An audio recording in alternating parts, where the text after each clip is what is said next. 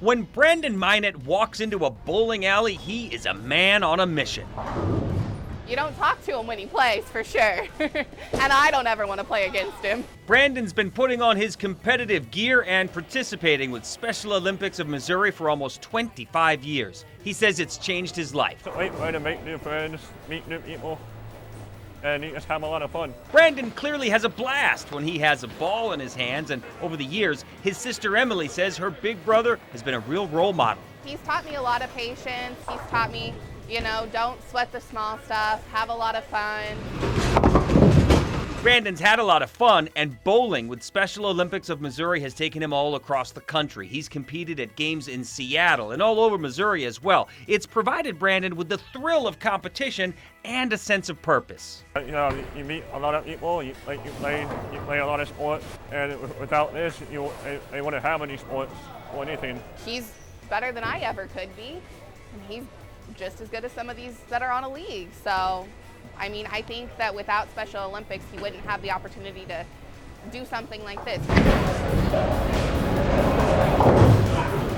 I'm going on this lane right here? So on the day we met up at Gladstone Bowl, I took Brandon up on his offer to show me how it's done.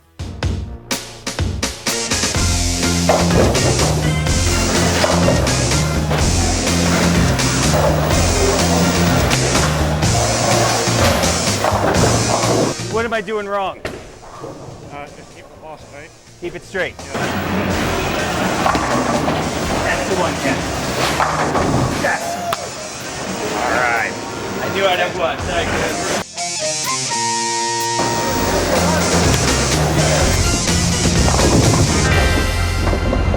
Yep, that's it. you. You did it. Thank you. Brandon took it easy on me and still took me to the cleaners. A humbling experience for me. But for Brandon, it's just another day at the bowling alley, showing the world he can do anything he sets his mind to. Because they can do it just as much as anybody else, just as much as you and I. They can play. They have a lot of fun. They get really competitive. You see him, he gets really focused.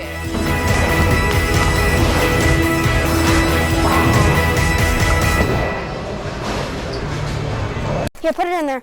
Oh man, that smells. 12-year-old Talia Humfeld's been determined to make the world a better place ever since a recent car ride with her parents. Can you grab that styrofoam right there? We were driving up one day and we saw just a whole bunch of trash on the road, and it just made me have this gut feeling where I wanted to do something about it. You gotta put it in the bag, Vince. So today, on Earth Day, Talia invited some close friends and family to climb into Little Cedar Creek in Olathe to make a dent in a problem many assume is just too big to tackle. See? Vodka bottle.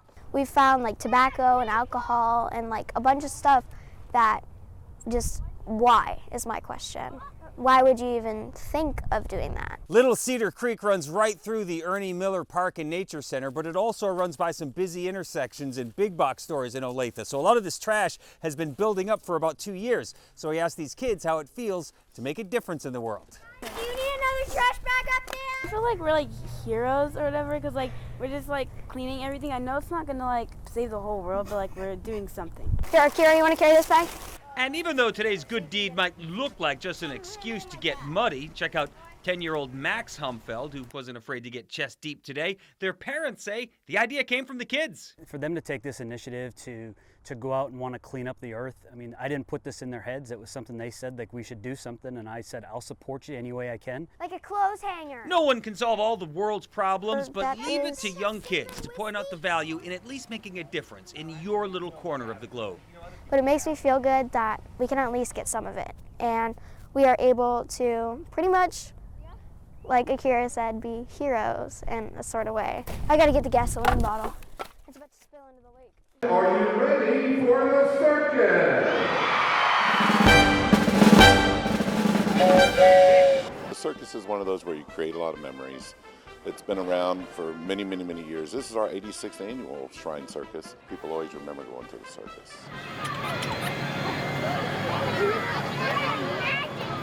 No, you got magic boots. No, I don't. No. Magic boots. I've been a Shriner for 17 years, since 2005, and I eventually got into the clown unit, and it's my favorite part of the year, the circus. I'm extremely excited that we can get back to that sense of normalcy and be able to entertain families and our community again. I thought it was scary. She thought they were killer clowns, and I thought clowns are sweet. Do they look scary to you? No, not anymore. Not anymore. I didn't know I didn't look scary in the first place. I had no words for it because it's so fun here, because I haven't been to the circus since I was a baby, so it's really fun and like really exciting. I love to just have fun with them. The first time they ever rode a real elephant and got to play on the bouncy stuff and just have a great time. This is awesome. Getting our face painted. And my favorite part is seeing the real Elsa over there. Changed to different dresses and stuff. I think that everybody wants to get out and have some fun and enjoy themselves, so what a better place for the whole family to come have a good time.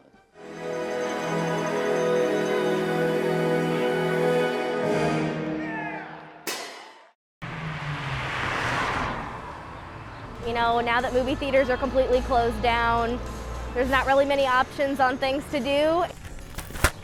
There's blackberry and a strawberry. Yeah, just a blackberry. Oh, okay. There you go. Thank you. Yeah. It's got to be a fun alternative rather than having to, socially distance in a movie theater where they have to clean a lot more. Out here, we can kind of just make it our own and be comfortable. There's 3 more people. You can't get a lot of people inside right now safely, so let's get more people in our back parking lot, and the city was really cool with it, and here we are. It's so great that Arma Theater does this stuff and mixes it up, because then other people have different opportunities to watch movies.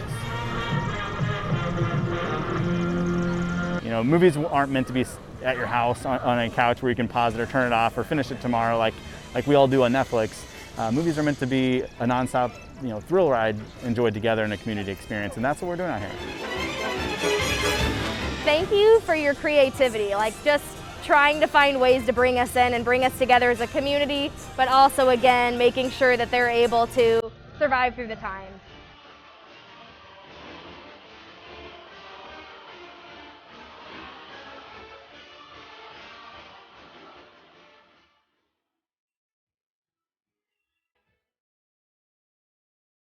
When the ball's on this side, you cover. You got it? When the ball's on this side, you cover. This field of dreams on a softball diamond in Lee Summit is really more like a field of friends. Ever since I've joined the team, it's been that way. Our name's the Friends, so that says everything, because these guys are a bunch of friends of mine. I hope I'm their friend. Third base! Coach Mike Lowry leads his squad in practice on this perfect afternoon for softball, where people of all abilities come together for the love of the game and the love of each other. If you can be a part of this and just volunteer once, I think you'll be hooked. Let's do it. I feel good about the team, mostly because we work together. Somebody makes a boo-boo, we pick them up. Somebody does a fantastic play, we hoop and holler. There it is. Perfect. They may be more like friends than teammates, but make no mistake, this team takes softball seriously, drilling over and over again on the fundamentals of the game. There you go. We play pretty good defense. We have a pretty good defense, pretty good arms, pretty accurate. Shaquana Hobbs loves the action at third base. Good job, good job. She's a competitor who believes Special Olympics Missouri has changed her life. Being with the team, they're kind of like a family now. So I look up to them. Not like what we usually play, 4 or 5 innings. It's going to be 7 innings. As practice breaks up, Coach Mike Lowry reminds his players about a big matchup against a cross-state rival team from St. Louis this weekend. He knows his team will be ready for Saturday's matchup and whatever challenges his players encounter on and off the field. Look at that one. Look at that. Friendship, personal connection that overrides gold medal, silver medal, bronze medal, whatever. And that's what'll catch you. That will bring you home.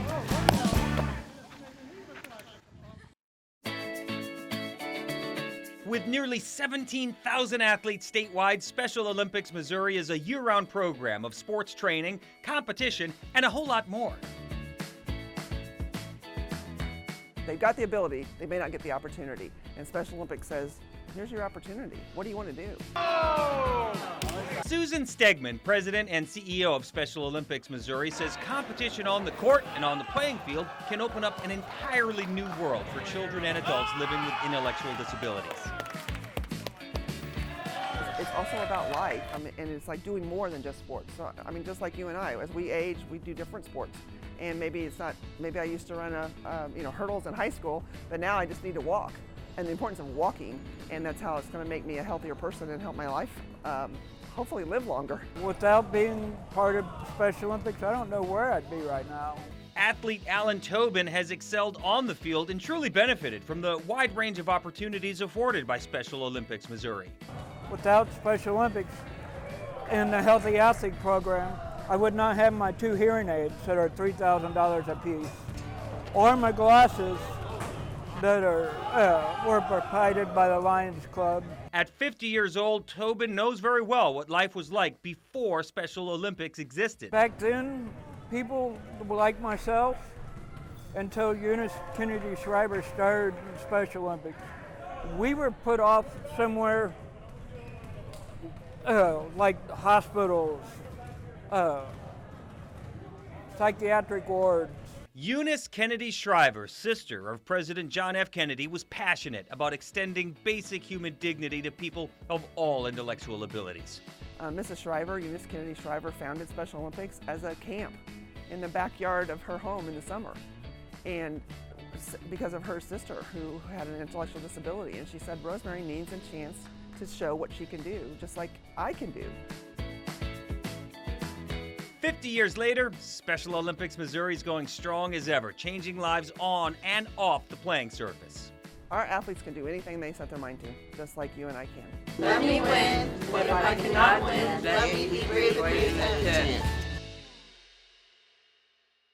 Called sextortion, using nude photos of someone to manipulate them into sex trafficking, the National Center for Missing and Exploited Children found online enticement targeting kids is up 93% this year over last. And once they're involved, kids don't know how to get out. Many of them turn to self-harm, even suicide. One brave victim from the Metro shares her story tonight as a warning in the hope that it helps someone else. You feel like you're all alone carrying this huge secret. Abby was 11 years old when she says her best friend's stepfather first started to notice her. He gave her attention, made her feel special and beautiful. He started wanting photos of her, then taking them, then sending those to other men. It started out really gentle. It developed into something much more. He used her photos against her to lure her into sex trafficking until she felt stuck. Abby says he threatened her, her family, even killed her dog to control her. I thought if I talked about it at all, that somebody would have died, and that would have been blood on my hands. You know, my abuser poisoned my dog.